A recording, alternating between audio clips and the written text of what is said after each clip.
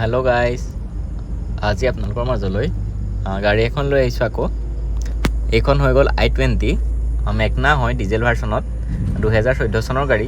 চাব পাৰে ভিতৰটো খুবেই ধুনীয়া হৈ আছে আৰু গাড়ীখন চলাবও বহুত ধুনীয়া হৈ আছে, বহুত কমফৰ্টেবল গাড়ী হয়। গাড়ীখন এবাৰ দেখাই দিছোঁ আপোনালোকক ভালদৰে। চাই লওক, লুকছটো বহুত ধুনীয়া হৈছে গাড়ীখনৰ। গুৱাহাটী নাম্বাৰ হয়, তাতে ডিজেলৰ গাড়ী চলাবলৈও বহুত ধুনীয়া। এইখন গাড়ীত আপোনালোকে মাইলেজো 20ৰ ওপৰতে পাব।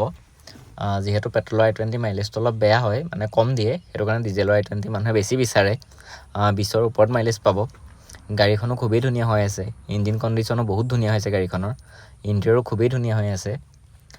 যদি কোনোবাই ল'ব বিচাৰে স্ক্ৰীণত নাম্বাৰ দি দিম, কণ্টেক্ট কৰিব। আৰু গাড়ীখনো এটা খুব ধুনীয়া দামত দি দিম গাড়ীখন আপোনালোকক। যদি কোনোবাই ল'ব বিচাৰে স্ক্ৰীণত কণ্টেক্ট কৰিব। চাব পাৰে গাড়ী পূৰা চিল আছে, দৰ্জা দেখাই দিছোঁ আপোনাক, বনেট দেখাই দিম, পূৰা চিল আছে, ইঞ্জিন কণ্ডিশ্যনো দেখাই দিম। খুবেই ধুনীয়া হৈ আছে গাড়ীখন। AC, power window, power stirring, music system গোটেইখিনিয়ে পাই যাব। যদি কোনোবাই গাড়ীখন ল'ব বিচাৰে, গাড়ীখনৰ দামটো হ'ব 1,75,000 টকা উইথ ট্ৰেন্সফাৰ। গোটেইখিনি মই কৰাই দিম সেইটো দামত। ভালদৰে গাড়ীখন আপোনালোকে এবাৰ চাই লওক। যদি কোনোবাই ল'ব বিচাৰে স্ক্ৰীণৰ নাম্বাৰটো যিহেতু আহিয়ে থাকিব, কণ্টেক্ট কৰিব পাৰিব।